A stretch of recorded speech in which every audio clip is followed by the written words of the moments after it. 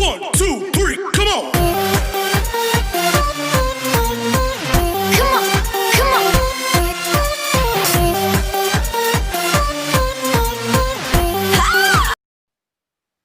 हम लोग प्रकाश संश्लेषण की प्रक्रिया में ऐसा देखे थे कि पौधे वातावरण से कार्बन डाइऑक्साइड ग्रहण करते हैं और ग्रहण करने का कार्य कौन करता है? उनके पत्ते करते हैं। तो यहाँ पर अपने को ये पढ़ना है कि पौधे वातावरण से कार्बन डाइऑक्साइड को कैसे ग्रहण करते हैं, कार्बन डाइऑक्साइड जब ग्रहण करते हैं तो कौन कौन सी प्रक्रिया होती है, उसके बारे में इस टॉपिक में पढ़ना है। और ये प्रश्न इस तरह से पूछा जाता है कि पौधों में गैसों का विनिमय समझाओ, या पौधों में CO2 यानी कार्बन डाइऑक्साइड के विसरण को समझाओ। इस तरह से प्रश्न पूछा जाता है। तो इसमें सबसे पहला हम लोग ये समझे कि पौधे के जो पत्ते होते हैं उन पत्ती की सतह पर छोटे छोटे छिद्र पाए जाते हैं। पत्ती की सतह पर क्या पाए जाते हैं? छोटे छोटे छिद्र पाए जाते हैं और उन छिद्रों को पर्णरंध्र कहते हैं। पर्णरंध्र, पर्ण यानी पत्ते और रंध्र यानी छेद या छिद्र। तो पत्ते के ऊपर छिद्र को हम क्या कहते हैं? पर्णरंध्र कहते हैं। इसको याद रखना। देखिए ये पत्ता है, इसके ऊपर छोटा सा एक छिद्र होगा, इसको हम क्या कहेंगे? पर्णरंध्र। आप पीपल के पत्ते को देखोगे तो उसके पर्णरंध्र इतने बड़े बड़े होते हैं कि वो दिखाई भी दे जाते हैं। ठीक है, तो पहला टॉपिक यही पढ़ेंगे कि पत्ती की सतह पर छोटे छोटे छिद्र पाए जाते हैं जिसे हम पर्णरंध्र कहते हैं। तो प्रकाश संश्लेषण की प्रक्रिया के दौरान गैसों का विनिमय या गैसों का आदान प्रदान, देखो किस क्रिया के दौरान गैसों का आदान प्रदान होता है? प्रकाश संश्लेषण की क्रिया के दौरान। तो प्रकाश संश्लेषण की क्रिया के दौरान गैसों का आदान प्रदान किसके द्वारा होता है? पर्णरंध्र के द्वारा होता है। आदान प्रदान किसके द्वारा होता है? पर्णरंध्र कहते हैं, पर्णरंध्र करते हैं। देखिए जब प्रकाश संश्लेषण की प्रक्रिया होती है तो CO2 को आना और प्रकाश संश्लेषण क्रिया होने के बाद ऑक्सीजन का बाहर भेजना, CO2 को अंदर लाना, ऑक्सीजन को बाहर भेजना, ये कार्य कौन करता है? पत्ते करते हैं। और पत्ते में स्थित कौन करता है? पर्णरंध्र करते हैं। तो यही दूसरा टॉपिक है कि प्रकाश संश्लेषण की प्रक्रिया के दौरान गैसों का आदान प्रदान कौन करता है? पर्णरंध्र करते हैं। विकल्प के लिए या एक वाक्य के लिए आप याद रखना कि गैसों का विनिमय या गैसों का आदान प्रदान किसके द्वारा होता है? पर्णरंध्र के द्वारा होता है। अब देखिए गैसों के आदान प्रदान के लिए पौधों के तनों में और जड़ों में भी छोटे छोटे छिद्र पाए जाते हैं। ठीक है, गैसों के आदान प्रदान के लिए कहाँ कहाँ पर छिद्र पाए जाते हैं? देखो सबसे पहले तो पत्ते के ऊपर छिद्र पाए जाते हैं, उसके बाद तनों के ऊपर भी छिद्र पाए जाते हैं, तनों के बाद कहाँ पर छिद्र पाए जाते हैं? जड़ यानी पत्ते पर, तने पर, जड़ में, तीनों जगह पर छिद्र पाए जाते हैं जो गैसों का आदान प्रदान करते हैं। ठीक है, इन रंध्रों से जल की हानि भी होती है। जो छोटे छोटे छिद्र हैं दो कार्य करते हैं, गैसों का विनिमय भी करते हैं और जल की हानि का भी कार्य करते हैं। ये पर्णरंध्र कौन कौन से कार्य करते हैं? तो गैस का विनिमय भी करते हैं और जल की हानि यानी वाष्पोत्सर्जन की क्रिया में जल को बाहर फेंकते भी हैं। देखिए ये पर्णरंध्र दो कार्य करते हैं। पर्णरंध्र कौन कौन से कार्य करते हैं? एक तो गैसों का विनिमय करते हैं। विनिमय का मतलब कि लेन देन, आना और जाना, यानी कार्बन डाइऑक्साइड लेना और O2 भेजना, ऑक्सीजन भेजना, गैसों का विनिमय करते हैं। दूसरा कार्य क्या करते हैं? जल की हानि। जल की हानि का मतलब कौन सी क्रिया? वाष्पोत्सर्जन। ठीक है, जब कार्बन डाइऑक्साइड की आवश्यकता नहीं होती है, देखिए जब पौधों को कार्बन डाइऑक्साइड की आवश्यकता नहीं होती है जैसे कि रात को, तो ये रंध्र बंद हो जाते हैं। जैसे जब भी कार्बन डाइऑक्साइड की जरूरत ना हो, जैसे रात को प्रकाश संश्लेषण की प्रक्रिया नहीं होती तो कार्बन डाइऑक्साइड की जरूरत नहीं होती, तो ये पौधे क्या हो जाते हैं? बंद हो जाते हैं। सॉरी, ये रंध्र क्या हो जाते हैं? पर्णरंध्र क्या हो जाते हैं? बंद हो जाते हैं। और वापस जब दिन में कार्बन डाइऑक्साइड की जरूरत होती है तो ये पर्णरंध्र खुल जाते हैं। देखिए यानी पर्णरंध्र एक और कार्य करता है। ये क्या हो जाता है? बंद हो जाता है और खुल जाता है। ये कब बंद होता है, कब खुल जाता है? तो जब पौधों को CO2 की जरूरत होती है तो खुल जाता है। जब पौधे को CO2 की जरूरत होती है तो खुल जाता है। जब CO2 की जरूरत नहीं होती है तो बंद हो जाता है। CO2 की जरूरत कब पड़ेगी? दिन में, जब प्रकाश संश्लेषण की प्रक्रिया होगी तब ये खुल जाते हैं। और रात में प्रकाश संश्लेषण की प्रक्रिया नहीं होती है तो ये पर्णरंध्र क्या हो जाते हैं? बंद हो जाते हैं। अब इन रंध्रों को खुलने और बंद करने का कार्य, रंध्रों को खुलने और बंद करने का कार्य कौन करता है? द्वार कोशिकाएं करती है, याद रखना। पर्णरंध्र को खुलने और बंद करने का कार्य कौन करता है? द्वार कोशिका। देखिए यहाँ पर पर्णरंध्र की आकृति बनाई गई है, द्वार कोशिकाएं यहाँ पर खुली हुई है तो ये छिद्र बड़ा सा दिख रहा है। यहाँ पर वही पर्णरंध्र है, ये सिकुड़ करके द्वार कोशिका यहाँ पर बंद हो गई है तो यहाँ पर छिद्र बंद हो गया है। पर्णरंध्र यहाँ पर बंद है और ये खुला हुआ है, याद रखना। ये खुला पर्णरंध्र है और ये बंद पर्णरंध्र है। ये बंद पर्णरंध्र है और ये खुला पर्णरंध्र है। इसको देखिए ध्यान से, यहाँ पर CO2 की जरूरत है तो CO2 को ग्रहण करने के लिए ये द्वार कोशिकाएं खुल गई है। द्वार कोशिका देखिए, एक ये कोशिका है कि ये कोशिका, ये दोनों द्वार कोशिकाएं हैं। तो ये द्वार कोशिकाएं खुल गई है, CO2 अंदर जाएगा। लेकिन जब CO2 की जरूरत नहीं होती है रात में तो ये द्वार कोशिकाएं सिकुड़ जाती है और पर्णरंध्र बंद हो जाता है। अब देखिए, जब पानी बाहर जाता है, जब पानी बाहर की तरफ जाता है तो ये पर्णरंध्र सिकुड़ जाते हैं। और जब पानी अंदर की तरफ आता है, ये भी याद रखना विकल्प के लिए, जब पानी अंदर की तरफ आता है तो कोशिकाओं पर पानी पड़ता है तो कोशिकाएं फूल जाती है और दरवाजा खुल जाता है, पर्णरंध्र खुल जाता है। फिर से ध्यान रखना, जब पानी, देखिए जब पानी बाहर जाएगा, जब पानी बाहर जाएगा तो उस समय पर्णरंध्र क्या होगा? पर्णरंध्र खुल जाएगा, सॉरी बंद हो जाएगा। पर्णरंध्र क्या हो जाएगा? बंद हो जाएगा। और जब पानी अंदर की तरफ आएगा तब ये पर्णरंध्र क्या होते हैं? खुल जाते हैं।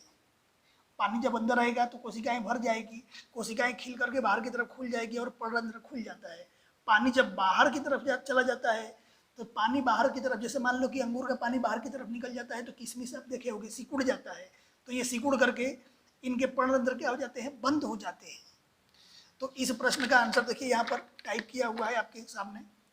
पत्ती की सतह पर छोटे छोटे छिद्र पाए जाते हैं जिसे पर्णरंध्र कहते हैं। ये मुद्दा हम आपको समझा दिए। यहाँ पर पत्ती है, इसकी सतह पर छोटा सा छिद्र है, इसे हम क्या कहते हैं? पर्णरंध्र। प्रकाश संश्लेषण के अधिकांश गैसों का आदान प्रदान इन छिद्रों के द्वारा होता है। जब प्रकाश संश्लेषण की प्रक्रिया होती है तो कार्बन डाइऑक्साइड अंदर लेना, O2 बाहर जाना किसके द्वारा होता है? पर्णरंध्र के द्वारा होता है। गैसों के आदान प्रदान के लिए पौधों के तने जड़ में भी रंध्र पाए जाते हैं, जिसे इन रंध्रों से जल की हानि होती है। ये भी बताया कि ये छोटे छोटे छिद्र पत्तों में भी पाए जाते हैं, तने में भी पाए जाते हैं और जड़ में भी पाए जाते हैं, और ये जल की हानि भी करते हैं। ठीक है, देखिए यहाँ पर लिखा, पर्णरंध्र क्या करते हैं? गैसों का विनिमय करते हैं, जल की हानि करते हैं। जल की हानि कब करेंगे? वाष्पोत्सर्जन के समय।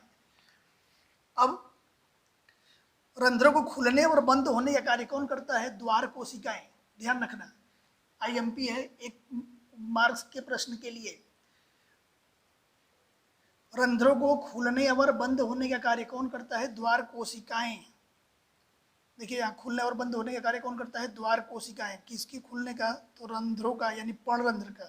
ठीक है, अब जब पानी बाहर की तरफ जाता है तो ये द्वार कोशिकाएं सिकुड़ जाती है, पर्णरंध्र बंद हो जाता है। और जब पानी अंदर की तरफ आता है तो द्वार कोशिकाएं फूल जाती है और पर्णरंध्र खुल जाते हैं। ये प्रश्न पूरा हो गया।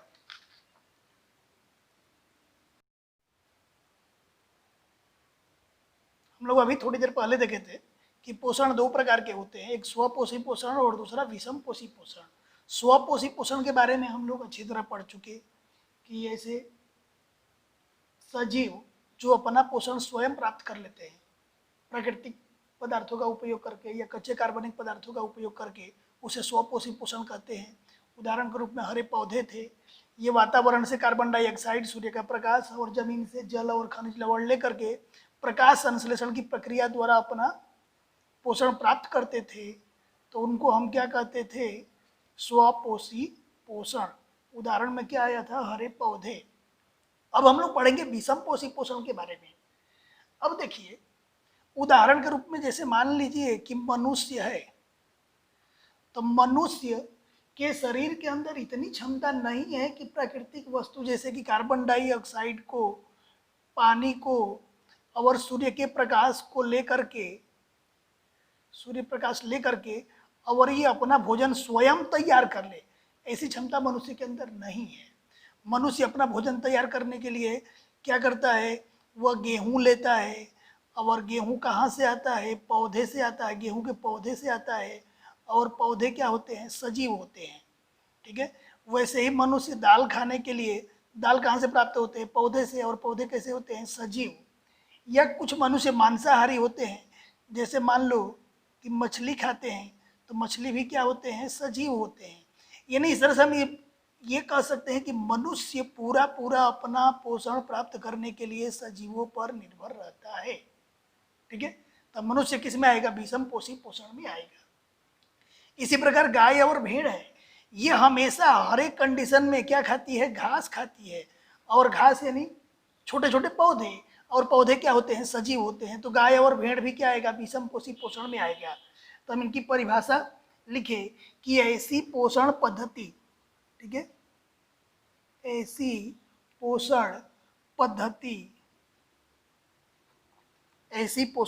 पद्धति जिसमें सजीव क्या करे? अपने खुराक के लिए, जिसमें सजीव अपने खुराक के लिए किस पर निर्भर हो? दूसरे सजीवों पर निर्भर हो।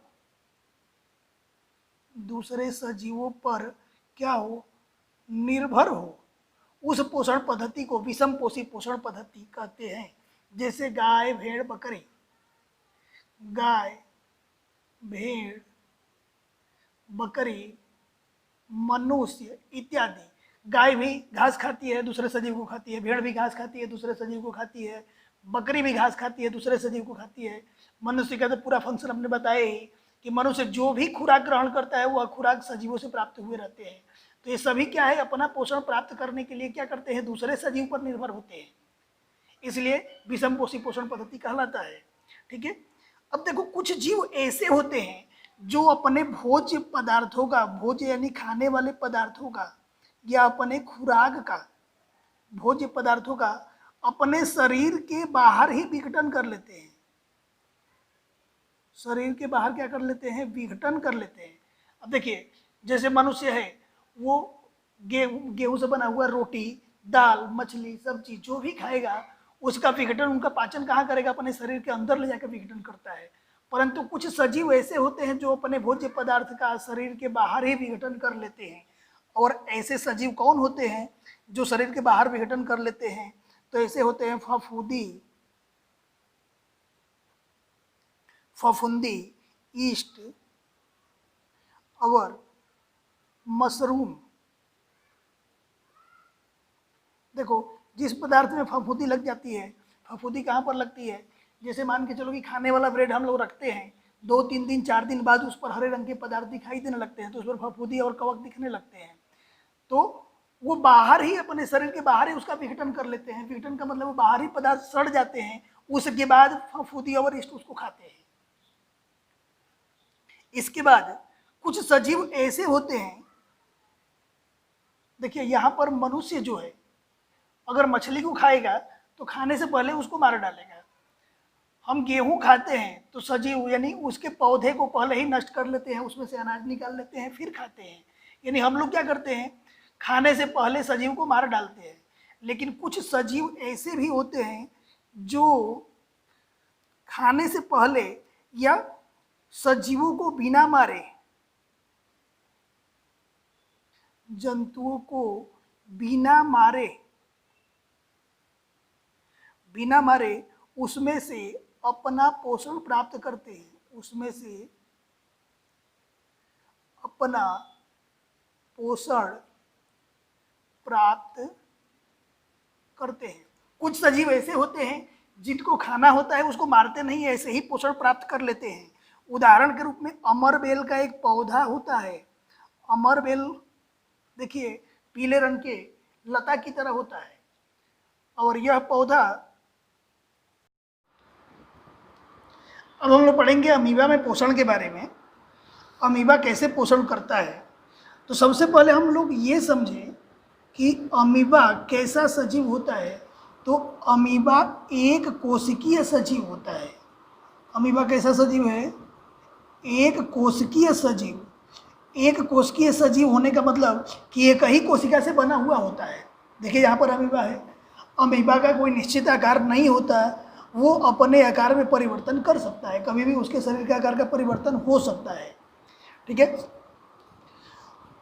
देखिए यहाँ पर ये अमीबा है, उसका ये केंद्रक है, और ये खाद्य का कण यानी खुराक, जब अमीबा अपने सामने खुराक को देखता है, खुराक को महसूस करता है, तो क्या करता है, खुराक को घेरने के लिए दोनों तरफ से, देखिए एक यहाँ पर और एक यहाँ पर, उंगली जैसा पादाब, पादाब बोलते हैं कूटपाद को, अंगुली जैसा एक कूटपाद बनाता है खुराक को घेरने के लिए, खुराक को पकड़ने के लिए। फिर उसके अगले स्टेप में ये क्या करता है, खुराक को चारों तरफ से घेर लेता है। जब वो खुराक को चारों तरफ से घेर लेता है तो जो घेरा तैयार होता है उसको हम क्या कहते हैं, खाद्य रिक्तिका कहते हैं। ठीक है, देखो यहाँ पर अमीबा कैसा प्राणी है, एक कोशिकीय प्राणी है या एक कोशिकीय सजीव है। ये अपने कोशिकीय सतह पर क्या करता है, अमीबा कोशिकीय सतह पर अंगुली जैसे प्रवर्ध, प्रवर्ध का मतलब क्या होता है, कूटपाद, जिसको हम पदार्थ भी बोल सकते हैं। अमीबा अपने कोशिकीय सतह पर कूटपाद की सहायता से, कूटपाद की सहायता से भोजन ग्रहण करता है। अमीबा भोजन कैसे ग्रहण करता है, तो अमीबा उंगली की तरह पदार्थ की सहायता से या प्रवर्ध की सहायता से भोजन ग्रहण करता है। अमीबा कूटपाद से क्या करता है, अमीबा अपने कूटपाद से, अमीबा अपने किससे, कूटपाद से खुराक को चारों तरफ से घेर लेता है। चारों तरफ से क्या कर लेता है, घेर लेता है। जब वो चारों तरफ से घेर लेता है तो उस घिरे हुए संरचना को हम क्या कहते हैं, खाद्य रिक्तिका कहते हैं। क्या कहते हैं, खाद्य रिक्तिका कहते हैं। अब खाद्य रिक्तिका के अंदर क्या होता है, देखिए यहाँ पर हम बना रहे हैं सिर्फ खाद्य रिक्तिका की आकृति। ये खुराक हो गया और ये खाद्य रिक्तिका हो गया। तो खाद्य रिक्तिका के अंदर पाचन होता है, और उस पाचन में जटिल पदार्थों का, देखिए किसके अंदर, खाद्य रिक्तिका के अंदर, खाद्य रिक्तिका के अंदर यानी घेरे के अंदर क्या होता है, जटिल पदार्थों का, जटिल पदार्थों का मतलब जो खुराक ग्रहण करते हैं उनको ऐसा पाचन होता है कि अमीबा उसको एक्सेप्ट कर सके यानी स्वीकार कर सके। तो खाद्य रिक्तिका के अंदर जटिल पदार्थों का किस में रूपांतरण होता है, सरल पदार्थों में रूपांतरण होता है। सरल पदार्थों में क्या होता है, रूपांतरण होता है या विघटन होता है, ऐसा भी लिख सकते हैं। इसके बाद ये सरल पदार्थ यानी जब वो पच जाता है, सरल पदार्थ बन जाता है, तो सरल पदार्थ कोशिका द्रव्य में, देखिए ये कोशिका है, कोशिका के चारों तरफ क्या होता है, कोशिका द्रव्य होता है। तो सरल पदार्थ कोशिका द्रव्य में विसरित हो जाते हैं। अब एक चीज़ और अपने को यहाँ से जानकारी मिल गई कि जब उसका खुराक का पाचन हुआ तो उसके पोषक तत्व किस प्रक्रिया द्वारा चारों तरफ फैले, तो विसरण की प्रक्रिया द्वारा, विसरित होकर के। ठीक है, अब बचा हुआ खाद्य पदार्थ है, जो बचा हुआ, देखिए अमीबा यहाँ पर खुराक देखा, कुटपाद बनाया, कुटपाद से उसको घेर लिया, खाद्य रिक्तिका बनाया, खाद्य रिक्तिका में उसका पाचन हुआ, उसका पोषक तत्व विसरण होकर के चारों तरफ फैल गए। जो बचा हुआ खाद्य पदार्थ है वो क्या होता है, कोशिका का रस, कोशिका की दीवार टूट जाती है और वहाँ से बाहर निकल जाता है। ठीक है, बचा हुआ खाद्य पदार्थ, बचा हुआ खाद्य पदार्थ क्या होता है, कोशिका सतह की ओर गति करता है, कोशिका सतह की ओर क्या करता है, गति करता है, और गति करने के बाद उसको शरीर से बाहर निकाल दिया जाता है। शरीर से क्या किया जाता है, बाहर निकाल दिया जाता है, जिसे हम क्या कहते हैं, उत्सर्जन कहते हैं। क्या कहते हैं, उत्सर्जन। ठीक है, पूरी प्रक्रिया यही अमीबा में होती है। अब देखिए, एक होता है पैरामीशियम। ठीक है, ये तो पूरी संरचना किसकी हो गई, अमीबा की। अब हम लोग पैरामीशियम के बारे में पढ़े। पैरामीशियम के बारे में ज़्यादा नहीं दिया हुआ है एनसीईआरटी की बुक में, सिर्फ इतना समझिए कि जैसा प्रोसेस अमीबा करता है वैसा ही सेम प्रोसेस पैरामीशियम भी करता है। अमीबा एक कोशिकीय प्राणी है तो पैरामीशियम भी एक कोशिकीय प्राणी है। अमीबा का आकार निश्चित नहीं होता, ये कोई भी आकार ग्रहण कर लेता है, जबकि पैरामीशियम का आकार निश्चित होता है। इस तरह से आकार होता है उसका। ठीक है, पैरामीशियम चप्पल की तरह आकार होता है, पैरामीशियम का आकार निश्चित होता है।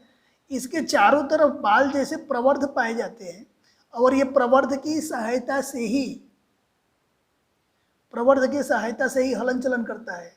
अब देखिए, एक अंतर और है, अमीबा के सामने यहाँ पर खुराक दिखा तो ये इधर कूटपाथ बनाया इसको घेरने के लिए, इधर दिखेगा तो इधर कूटपाथ बना देगा। यानी अमीबा के किसी भी दिशा में अगर खुराक दिख रहा है तो किसी भी तरह, यानी किसी भी दिशा में वह कूटपाथ बना देगा। जिधर खुराक दिखा उधर कूटपाथ बनाया। पैरामीशियम में ऐसा नहीं होता, पैरामीशियम में एक निश्चित स्थान से ही खुराक ग्रहण होता है। ठीक है, इसके बाद पैरामीशियम ये जो पक्ष में होते हैं, इन पक्ष में यानी बाल जो होते हैं उसी की सहायता से हलन चलन करता है। बस इसके बारे में इतना ही जानना है। पैरामीशियम एक कोशिकीय प्राणी है, इसका आकार निश्चित होता है, यह एक विशिष्ट स्थान से ही खुराक ग्रहण करता है। विशिष्ट स्थान का मतलब जैसे हम लोग विशिष्ट स्थान मुख से खुराक ग्रहण करते हैं, उसी तरह पैरामीशियम के अंदर एक स्पेशली ऑर्गन होता है जहाँ से वह खुराक ग्रहण करता है। इसके बाद ये हलन चलन किसकी सहायता से करता है, पक्ष्म की सहायता से करता है। बाकी काम पैरामीशियम की तरह ही करता है। विद्यार्थी मित्रों, आज जितने भी मैं टॉपिक पढ़ाया सबका नोट्स डिस्क्रिप्शन में डाल दूंगा पीडीएफ के रूप में, आप डाउनलोड कर लेना। फ़ोटो खींच करके भी मैं डाल दूंगा। डाउनलोड नहीं कर पाओगे तो स्क्रीनशॉट ले करके या वीडियो को रोक करके आप लिख लेना। जय हिंद, जय भारत।